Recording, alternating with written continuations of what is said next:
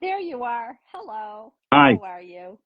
How are I'm you? good. Great to see you, Roz. Good to you. So I was just explaining to anybody who came a bit early. I was welcoming and I was explaining how you and I had this conversation about a week and a half ago. Hmm. A really exciting conversation about rituals, Jewish rituals in death and mourning for a miscarriage, stillbirth, early infant death, really anything that comes before the 1 month mark where there is formal Jewish rituals. And this all came about from me, from my perspective, is when I do the one-on-one support with women or with couples, it's a real problem. It almost feels like, so many people are not getting the validation of that Yeah. kind of loss. And then on top of that, it seems like our Judaism isn't giving them validation by saying, no, no, no, no Shiva, no, no, no. So we've come a long way. We recognize that that's not necessarily the case. And that's when I saw that you had just written on Facebook that you had done a shloshim, and I reached out to you. So I am Roz Goldberg. I am a grief coach and birth doula, and I focus my grief counseling and dueling is focused on traumatic birth and stillbirth, miscarriage, and early infant death. And Rabbi Johnny Solomon is joining me. Many of you, I'm sure, know Rabbi Solomon as the go-to rabbi online, The virtual um, rabbi. the virtual rabbi. And Rabbi Solomon, take it away. Please tell us a little bit about yourself, and then we will start. Great. Well, firstly, again, Roz, I'm really grateful to us to have this conversation, a really important conversation, one which often isn't had at all, let alone in public. And both for you, this opportunity, and for the work that you do, I say thank you. My name is Johnny Solomon. I am originally from the UK. I now live in Israel. I work as a virtual rabbi. I provide online spiritual coaching and halachic consultations to men, women, and couples. But through the work that I do both as a virtual rabbi, which is a service available at webyeshiva.org, is the usual website, you can find about how to book a session with me. But both through that work as a virtual rabbi and before, while working in communities, obviously I was asked to assist people during difficulties, either in terms of pregnancy loss or the loss of a child within the first few weeks of their life, and obviously beyond that too. And so I saw face to face how that omission, how that void can be paralyzing for families who are looking for some kind of guidance, who are looking for some kind of framework, who feel both lost and overlooked. And so, by no means am I an expert, but certainly I've taken an interest in trying to help people, sometimes during the most delicate moments in life, which often includes facing and dealing with loss and death. And so, through my work as a rabbi, I've walked shoulder to shoulder, hand in hand with families who've gone through loss. More recently, I've been appointed as a board member of an organization called I Was Supposed to Have a Baby, which also supports families, both in terms of fertility and also pregnancy loss. So, as a rabbi, as a virtual rabbi, as somebody trying to help people through that work with I Was Supposed to Have a Baby, and just through trying to be a good person, a community-minded individual, I think it's essential that we speak out loud about the tough things. And if we don't, then people don't know that there is wisdom to be shared, and there's experience that we've thought through and gone through throughout Jewish history, which may well be helpful to them in those moments. And the prompt of this conversation was that there's a couple, I'm actually speaking for the yacht site of the third yacht site of a child they lost through stillbirth. And they asked me to deliver a shiur, and we've yet to actually have the shiur. It's happening quite soon. But that conversation I had with a couple in preparing for the shiur was very, very humbling. And of course, it raised a whole sort of questions about the very notion of doing a yacht site shiur for stillbirth, about creating frameworks of mourning when a person has undergone a loss, but not necessarily one which fits within the classic halachic categories. And I'm a strong believer that while we need to try and adhere to halachic categories, I'm an Orthodox rabbi and I do so unapologetically, there is what we call sometimes the fifth volume of the Shulchan Aruch, not just the law which is written, but one which shows both additional empathy, intuition, sometimes even just common sense. And from what we know in terms of research, families often greatly appreciate, not all, but many families often appreciate some kind of framework. And our job as spiritual leaders is to at least make them aware that such a framework can be created by them, so that it can assist them and support them as they go through their loss. I think historically, very interesting. I think what we're seeing today is very different than it was 100 years ago, 50 years ago, 20 years ago. It used to be when if there was a loss, the first response of family members was, shh, don't tell anybody. It's okay. You're going to get pregnant again. You'll have more children. It's all good. We didn't recognize the so important need to validate and to give room for the couple to grieve the loss of their baby. Because research just came out, very interesting, since we've spoken. I just read an entire research paper on the fact that women, husbands, partners bond with their babies, even from the moment they find out they're pregnant. And the extent of the need to grieve is not dependent on the week or the month that the miscarriage or stillbirth occurred. Rather, it has to do with how they perceive the pregnancy, how they perceive the baby. Many of us at 6 weeks, we know in our hearts, we have the feeling what the gender is, what the bar mitzvah is going to look like, what the wedding is going to look like, what unit in the army they're going to be serving in. We know it all because we plan it. So even at 6 weeks, that's not a 6-week fetus. That's our baby. That's a baby that goes in our picture frame. So it's really hard when we're feeling like we've lost a child for the rest of the world to say, oh, it was nothing. And then not to have that formal type of mourning or ritual that they were looking for. And what I'm seeing is, one of the things I did, and we discussed that, was I read that one of the reasons is because 100 years ago, women were having 13, 14, 15 pregnancies, 3, 4 live children. So when they were pregnant, they didn't bond. They expected to lose the baby. Nowadays, you get pregnant, you're going to have a baby. There's no question in anybody's mind. So our mindsets are very different. But then 100 years ago, there were so many losses that if that little shtetl, if that little yeshuv were to be everyone be sitting shiva all the time, they couldn't function. There would be no commerce. There would be no school. There would be nothing. So that was one of the reasons given as to why their rituals were not put into place, because the community couldn't function. But nowadays, it's so different. It's just so different.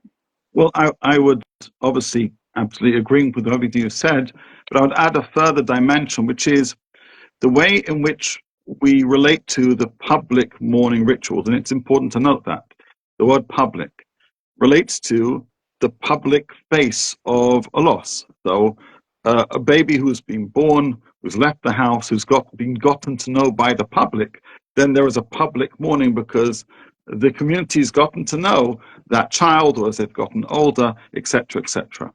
Whereas mourning response to pregnancy loss or stillbirth, or even a child who is just a few days or weeks, that doesn't change the personal loss.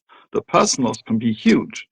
But admittedly, the public didn't know this child, if at all, right? And so what's changed over the last 100 years is certainly both medical care, the frequency of miscarriage and pregnancy loss within families, but also the shift between a community mindset, the mindset which pays more attention to individual experience, the lived life of the individual, and the loss that they go through when losing a child at any age and stage. And so we're much more sensitive to them as an individual rather than just defining and framing their loss within the public space.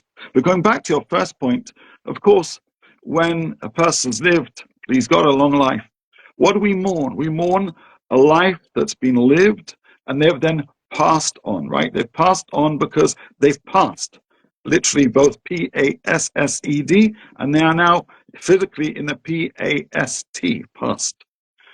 In terms of mourning a miscarriage, stillbirth, and such sorts, what are we mourning? Both a physical loss, but also a projected loss. As you say, you already thought about them. So you're mourning the future, the life yet lived. We're mourning those dreams, those hopes. Now, of course, they are subjective. They're determined by that person, which is kind of why there is no natural frame, because I don't know the extent to which you've projected your hopes and aspirations with this child. It may be different if it's your first child or your fourth child. It may be different depending on where you live and the kind of person you are. But given that, that's why it's so important to at least acknowledge this loss, precisely because it's so personal. It's not just a collective thing. And it's so personal because the loss emanates from the personal projection of that life I hope to hold, that life I hope to grow, that life I hope to be alongside me. As I get older, they'd be next to me. And now they're not. And there's an ache and there's a pain. And there aren't good words to describe that, precisely because it's hard to know what I've lost, but I know I've lost a whole world. Every person is a universe unto themselves. And so I've lost a universe, and yet I may not have necessarily even seen the face of that world, that universe. And so there are mixed feelings and confused feelings, which is why we need to be having those conversations, to let people know that loss is loss. And though different losses may differ from person to person, that doesn't negate the loss that a person has gone through, no matter the age and stage of the yet born child or the early born child. I agree.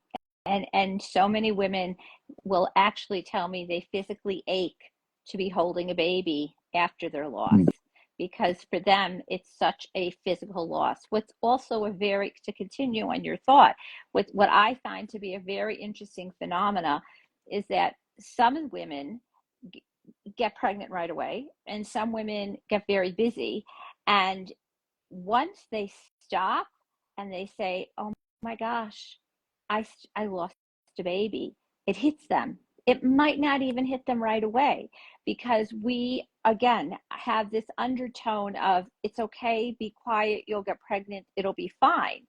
And then they do get pregnant and they realize, I still lost a baby. Pregnancy after loss is not replacement. Pregnancy after loss is a new baby in the face of a loss. And that's what women understand, but most people don't. I have a group now where one of the women said to me, I didn't want to tell my mother I was pregnant because I knew she would be so happy that it would make me feel bad about the baby I lost.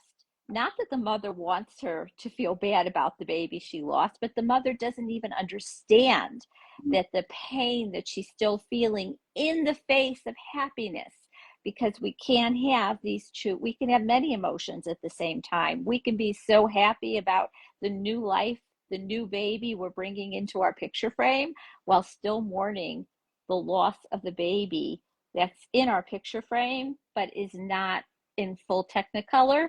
They're just a shadow.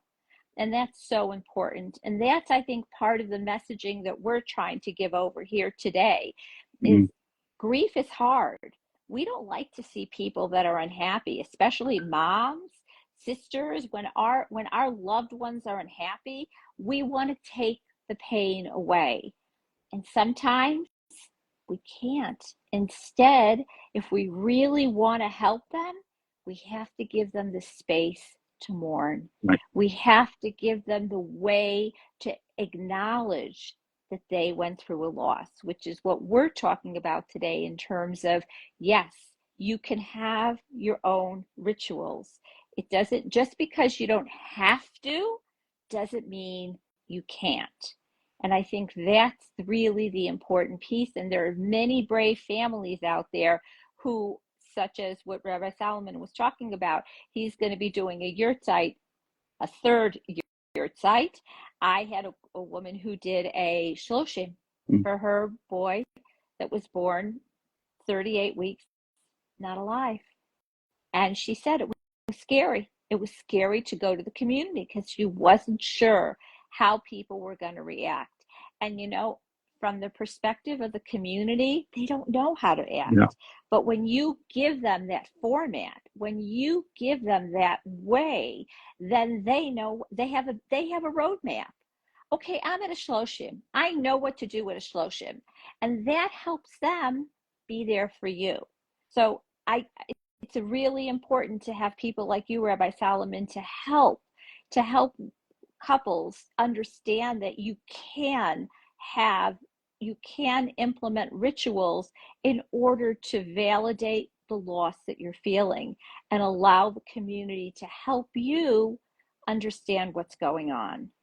So again, I'm absolutely, we're on the same page. One of the reasons why we're speaking right now. I want to mention one article of a recently republished book and two other resources which may well be helpful in terms of laying the foundation for our conversation as it proceeds. I believe that Katav has just recently republished this book, To Mourn a Child, Jewish Responses to Neonatal and Childhood Death, edited by Jeffrey Sachs and Joel Wolowelsky. It's a really powerful book. It's a collection of essays by men and women who've suffered loss. And I specifically want to mention, just in light of what you just said, the essay written by Yonit Rothschild titled The Only Way Around is Through. Mm-hmm. And both the title and what she says there is so powerful. Nobody's telling people what to do, but pain is pain, loss is loss. And while some people, certainly in previous generations, chose to forget, and for some people that worked, according to Yonit, and she's quoting lots of interesting research in her article itself, and as you say, this is backed up by more recent research, the only way around is through. And confronting loss is itself part of a journey of healing. Obviously needs to be done with experts, with sensitivity. But what we're saying here is people shouldn't run away because they should think that Jewish ethics and Jewish practice tell them to run away. Right. In fact, they don't tell them much what to do. Therefore, know yourself, know you've gone through something very difficult, and know that if you so wish, you can construct some kind of framework to help you through your loss. And if you need somebody to help you do that, there are religious guides, spiritual leaders who are there, who are willing, who wish to help. And with that in mind, I just want to mention two further resources. There was a wonderful Hebrew book that was published some years ago that was recently translated. This is the English version, As a Fleeting Dream, Coping with Pregnancy Loss by Avram Stav. It is a very, very powerful book. It deals with Jewish rituals and spiritual teachings, really quite wide-ranging and very honest about some of the things that people go through, and also some of the debates within the community about what may well be good practice or best practice or variations of practice. So I thought I'd just mention that. And at least in terms of English, I also wanted to mention the 2017 article, Jewish Guidance on the Loss of a Baby or Fetus by Jason Weiner. That was published in the Hakira Journal, and you can download that article for free on their website, hakira.org. And that's really an excellent article dealing with the practicalities of options. These are the different Jewish mourning rituals that we generally do in terms of the loss of somebody over 30 days. To what extent should one relate to, can one relate to, and adapt the various different rituals if you've undergone other types of losses. And he speaks without being in any which way prescriptive, but giving some kind of also helpful framework so that you could almost read this article and say, okay, I'm interested in this, and that doesn't so much speak to me. So I recommend those two, in addition, as I say, to Mourn a Child, this very, very beautiful collection of essays. And Rabbi Dr. Yamin Levy also has a very powerful book on the subject, which is certainly worthy of mentioning. Thank you. Thank you. And I wanted to also, when we talk about the women of 40, 50 years ago, I think it's really important to let you know that I know people, my counterparts in America see women who did have losses in their 40s and 50s and 60s and never addressed it. Yeah. So now they're coming at the age of 40, 50, and 60 because they had these losses when they were in their 20s and 30s, and they were told to put it away. And what we find is it stays with you. You never, ever, it's very important to understand with grief, we never heal from grief. There is no medication for grief. Grief stays with you because if you grieve, you love. You only grieve what you love. You loved your baby. You loved the space your baby was going to have in your family, and that nobody, no other baby will take that space. So you carry that grief with you. But as time goes on and as you're allowed the space for that grief, it shifts and you learn how to live with your grief. You carry that love for your baby in your heart and in your soul. And that is what grief is, and that's what grieving a baby is. But everything that we're talking about has to speak to you. You have to feel like this is what I need to do. And you might find that the first year you don't want to do anything. But maybe the second year you're going to say, you know what? Maybe we should do something for the Yisker. Maybe we should have some kind of askara. Maybe we'll only invite our close friends. It doesn't have to be a communal event. The beauty of this is you can really do what speaks to your heart. And if you open your heart, a lot of times you'll find the answer. And for some people, lighting a candle at Shabbat, a tea light, that's all they need to do. Some give tzedakah. They give tzedakah every Friday night when they light candles. That's what they need to do. Others have a tree, a baby tree that they nurture and take care of. Everybody has a ritual that they will find that feels right to them, and that's great. But we're just opening up the door to let you know that Judaism does not close that door to rituals. It just doesn't require them. But it doesn't mean that you can't use a ritual in order to validate and to celebrate the love that you have for the child that you lost. It's so beautiful. It's so powerful. And I'll just share with you, I was just in the UK for Shavuot as a scholar in residence. I went back to a community where I used to pray. And there are a couple of books in the library which I donated. One when I was 18 years old, and a peer of mine unfortunately died. And he didn't have any other siblings, wasn't married, didn't have any children. And I think his parents grieved but wished to move on. And I wanted to donate a couple of books just in his memory, that there'd be some kind of legacy. And then a couple of years ago, I also lost another friend. Again, these are adults, but still I donated some books in his memory. And I went to this library. And whenever I'm there, I take out both sets of books and I just take a moment.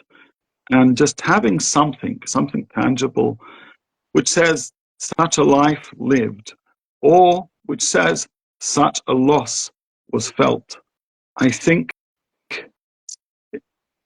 again, I'm comparing two different things, but nevertheless, it's a very act of having a dedication, making a donation, saying, I wish to leave something to say, a mark was left by this memory, by this being, by these hopes and dreams that I carried within me. I think it's a very powerful thing. I also want to say something slightly unrelated, and you mentioned people who are 40 and 50 in terms of their losses.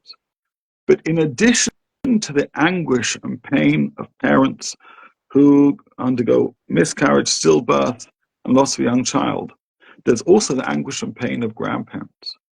And so not only are the parents unsure of what to do, the grandparents often are very unsure what to do, especially when there is no coherent way to necessarily sit down and have that conversation.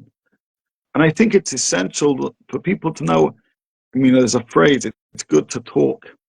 And the book of Proverbs, the book of Mishlei teaches us, sometimes issues arise that are best not mentioned, but often when it comes to the big things, the way in which we're able to process things is through talking, is through sharing. And so, while here we're speaking a little bit about parents losing a young child, we should also know that grandparents also lose those hopes, their dreams. And engaging in some kind of conversation together can be a good way for the wider family to be able to establish something, some kind of zikaron, be it a day or a place or a book that you donate or a fund, a zikaron to say, we too ache and we too wish to do something to acknowledge that this event happened. This loss has affected us. And so grandparents, though often we think of different tiers of families, we also need to remember the tiers within a family, and they too shed tears. Thank you. Very right. Very right. And they are struggling to watch their children go through so much pain. So for the grandparents, it's multi-leveled. It's giving space. It's like trying to take away the pain, but stopping and realizing, I know I have to be here. I have to just, all you have to do is sit and hold your hand. All you have to do is give your son a hug and say, I'm here for you. I love you. This is hard. Acknowledge. It's okay if he cries. You know, I have to say that when I attend stillbirths, and a lot of times I will try and get the husband aside for just a second on our own, and I'll say, how are you doing? And I can't tell you how many men say to me, I have to be strong for my wife. Mm. Like, no, you don't. You have to be real for your wife. This is a partnership. She's in pain. She needs to see that you're in pain. You can do this together as a unit. That's where your strength comes from. And I try to give him permission that it's not about, she'll fall apart, but so should he. This is a together experience. They're both losing, and they both need to be honest with each other about what they're going through. And that continues way after the hospital, because that's when the reality really starts to strike. And let's be honest, men and women grieve differently. We're made differently, and we have different responses. And that's a whole nother conversation. Right. Well, those come through actually, as I mentioned, in the book To Mourn a Child, edited by Jeffrey Sachs and Joe Wolowski. There are a number of essays, including some written by couples, and they were honest enough and vulnerable enough, and I so appreciate it, that some actually shared the writing, and the mother writes about her loss and her ache in her way, and the father writes about his loss and his ache in his way, and they acknowledge the fact that they are processing things differently. And there is something really very, very powerful about reading these two testaments of loss, knowing that they are within the same home, but sometimes coming from different places. And they're both valid. They're both important. They both need to be heard. They both need to be given space. And so there's no single way to mourn anything for that matter. But certainly, as we mentioned, here when we're mourning the dreams that I have within me. And so, you know, a mother and a father may have very different dreams based on whatever. He may think that this child's going to be, you know, a football buddy of mine, and she may have the image of a young boy doing this or a young daughter doing that. And everyone has those hopes. And because those hopes even differ within a couple, the ache and the pain is different too.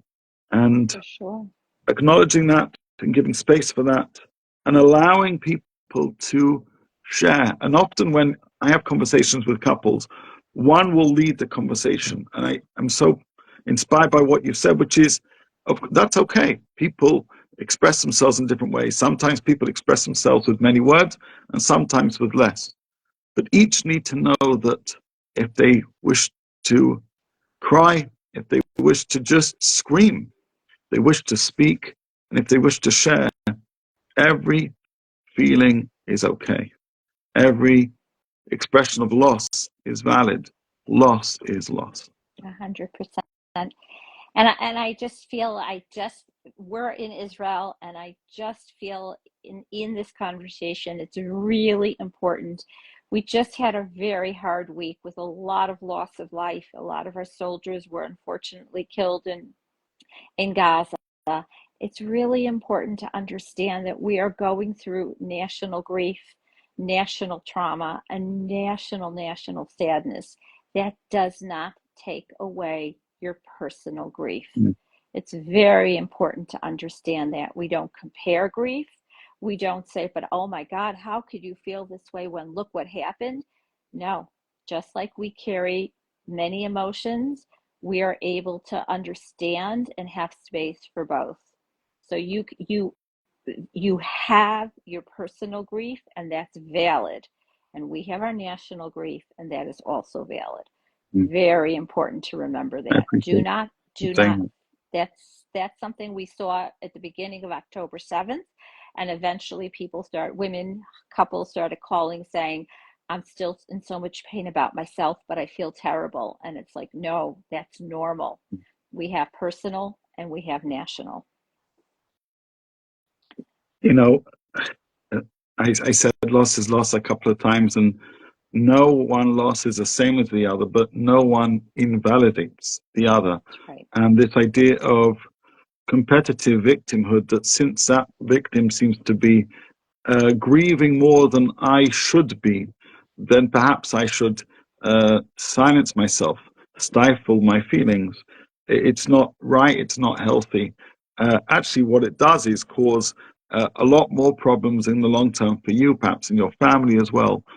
And like I said before, when quoting Unit Rothschild, the only way around is through. And timing also matters, by the way. Through can be in principle at any time, but going through sometimes is better at certain times than others. And to think that somehow it's not the right time to deal with loss when one is aching may actually be a decision which, though understandable, isn't necessarily healthy for that individual. Again, people should speak with experts, but nevertheless, there shouldn't be an assumption that just because, as we say, national crisis is happening and national losses are being reported, that diminishes that personal loss and that personal ache, because it comes from within. It's so real. 100%. 100%. Thank you so much, Rabbi Solomon. This was wonderful. And I hope that we were able to open up some ideas for people out there. And certainly feel free to reach out to me, to Rabbi Solomon. Mm-hmm. We are here to support you. We are here as a team, as individuals, to help you navigate, unfortunately, what you're going through. So we wish you a good day. Thank you for joining us. And again, thank you very much, Rabbi Solomon. My And pleasure. have a Thanks good for day, all everyone. you're doing. Thank Take you. care. Take Bye-bye. care. Bye bye.